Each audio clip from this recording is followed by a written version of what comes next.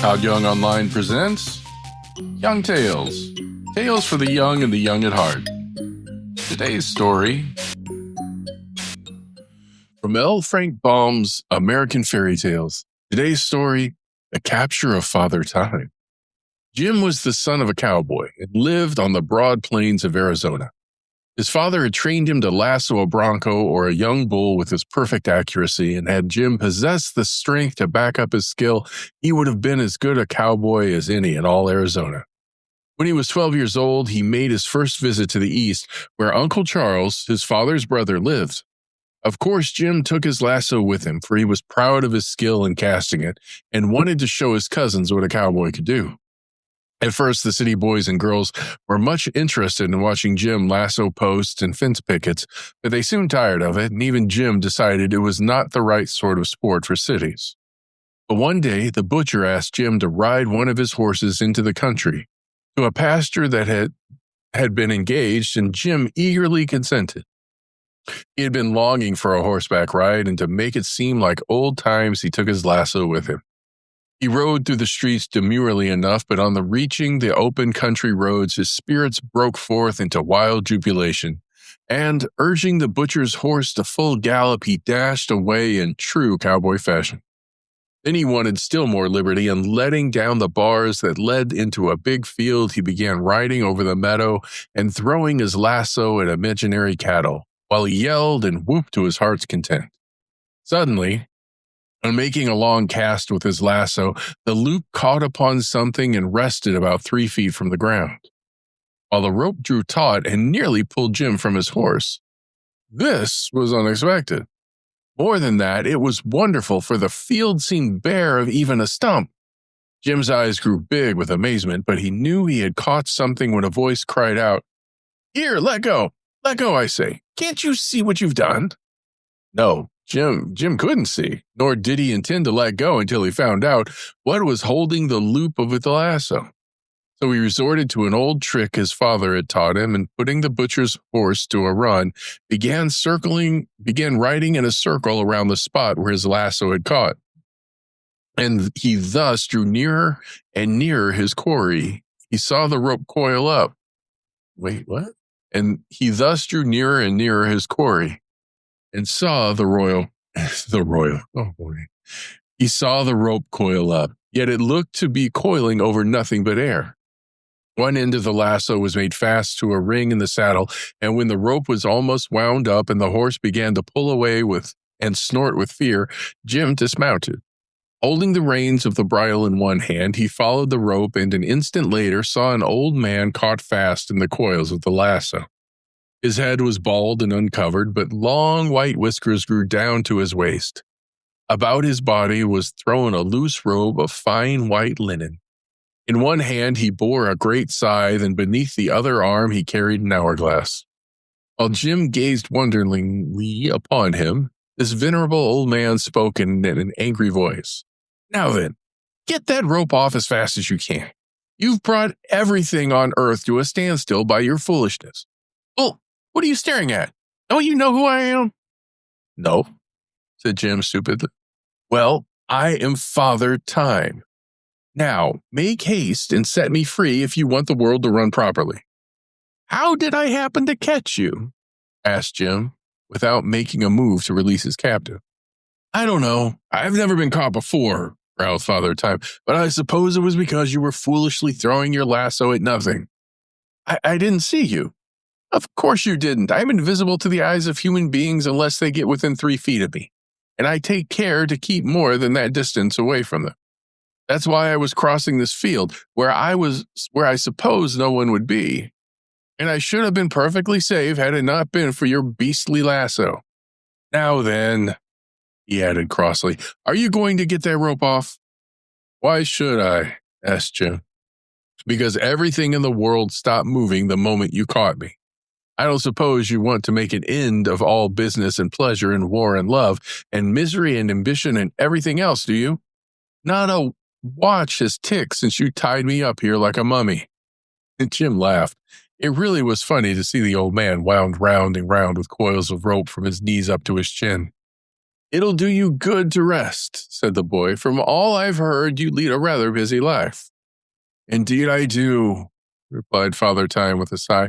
I'm due in Kamchatka this very minute, and to think one small boy is upsetting all my regular habits. Too bad, said Jim with a grin. But since the world has stopped anyhow, it won't matter if it takes a little longer recess. As soon as I let you go, time will fly again. Where are your wings? I haven't any, answered the old man. That is a story cooked up by someone who never saw me. As a matter of fact, I move rather slowly. I see. You take your time, remarked the boy. What do you use that scythe for? To mow down the people, said the ancient one. Every time I swing my scythe, someone dies. Then I ought to win a life-saving medal. Then I ought to win a life-saving medal by keeping you tied up, said Jim. Some folks will live this much longer. But they won't know it, said Father Time with a sad smile. So it will do them no good. You may as well untie me at once. No, said Jim with a determined air. I may never capture you again, so I'll hold you for a while and see how the world wags without you. Then he swung the old man, bound as he was, upon the back of the butcher's horse, and getting into the saddle himself, started back toward town, one hand holding his prisoner and the other guiding the horse. When he reached the road, his eye fell on a strange tableau. A horse and buggy stood in the middle of the road, the horse in the act of trotting with its head held high and two legs in the air, but perfectly motionless. In the buggy, a man and a woman were seated, but had they been turned into stone, they could not have been more still and stiff. There's no time for them, sighed the old man. Won't you let me go now? Not yet, replied the boy.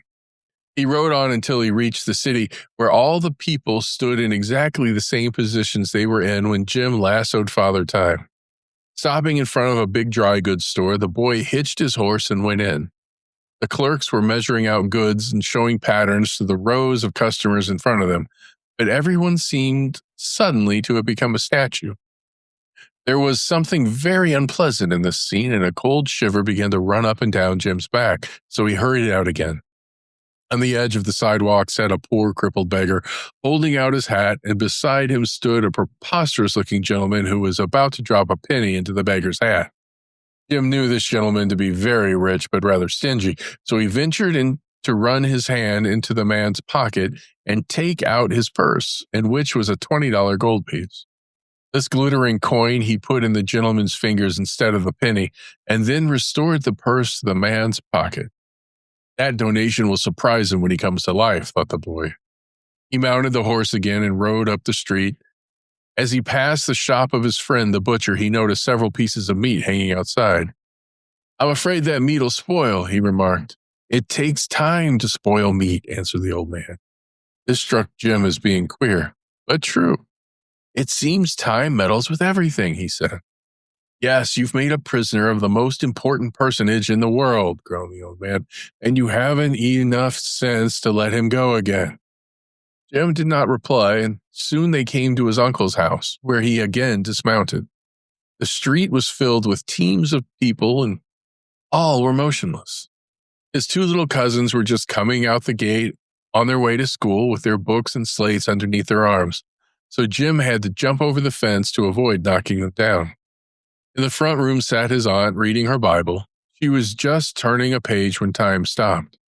In the dining room was his uncle, finishing his luncheon.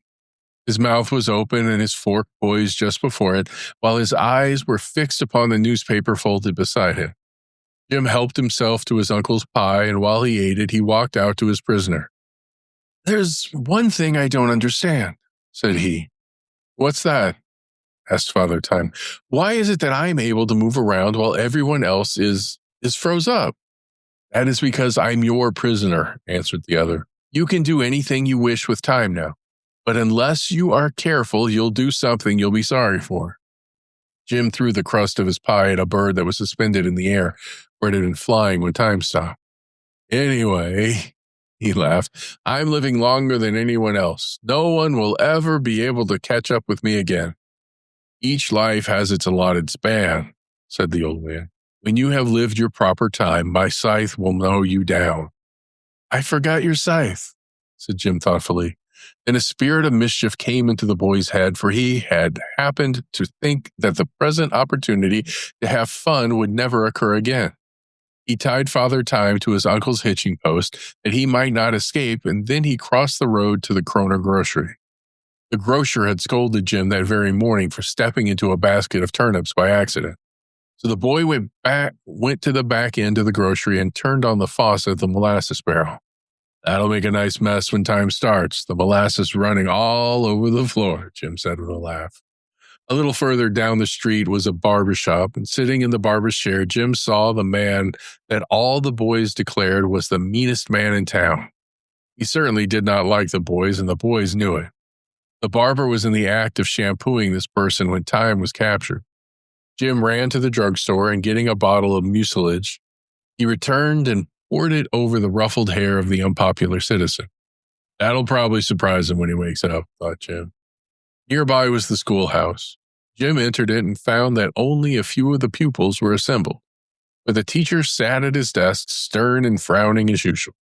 Taking a piece of chalk, Jim marked upon the blackboard in big letters the following words. Every scholar is requested to yell the minute he enters the room. He will also please throw his books at the teacher's head. Signed, Professor Sharp. That ought to raise a nice rumpus, murmured the mischief maker as he walked away. On the corner stood Policeman Mulligan, talking with old Miss Scrapple, the worst gossip in town, who always delighted in saying something disagreeable about her neighbors. Jim thought this opportunity was too good to lose, so he took off the policeman's cap and brass-buttoned coat and put them on Miss Scrapple, while the lady's feathered and ribboned hat he placed jauntily upon the policeman's head. The effect was so comical that the boy laughed aloud, and as a good many people were standing near the corner, Jim decided that Miss Scrapple and Officer Mulligan would create a sensation when Time started upon his travels. Then the young cowboy remembered his prisoner, and walking back to the hitching post, he came within 3 feet of it and saw Father Time still standing patiently within the toils of the lasso. He looked angry and annoyed, however, and growled out, "When do you intend to release me?" I've been thinking about that ugly scythe of yours, said Jim. What about it? Asked Father Time. Perhaps if I let you go, you'll swing it at me the first thing to be revenged, replied the boy. Father Time gave him a severe look, but said, I've known boys for thousands of years, and of course I know they're mischievous and reckless. But I like boys, because they grow up to be men and people of my world. Now, if a man had caught me by accident, as you did, I could have scared him into letting me go instantly. But boys are harder to scare. I don't know as I blame you. I was a boy myself long ago when the world was new. But surely you've had enough fun with me by this time, and now I hope you'll show the respect that is due to my old age. Let me go, and in return, I will promise to forget all about my capture. The incident won't do much harm anyway, for no one will ever know that time was halted the last 3 hours or so. All right, said Jim cheerfully. Since you promised not to mow me down, I'll let you go. But he had a notion some people in town would suspect time had stopped when they returned to life. He carefully unwound the rope from the old man who, when he was free, at once shouldered his scythe, rearranged his white robe, and nodded farewell. The next moment he had disappeared, and with a rustle and rumble and roar of activity, the world came to life again and jogged along as it always had before. Jim wound up his lasso, mounted the butcher's horse, and rode slowly down the street.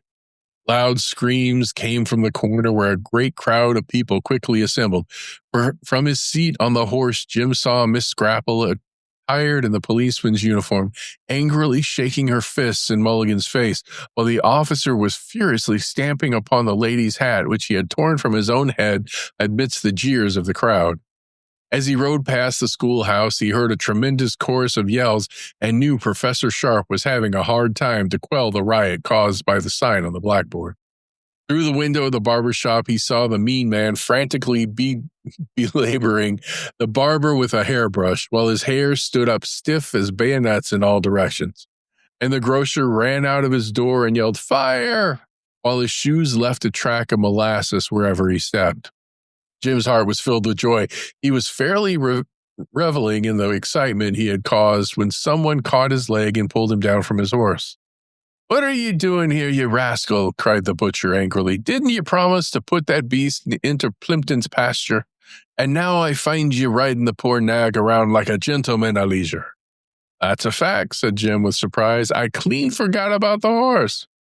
Now, this story should teach us the supreme importance of time and the folly of trying to stop it.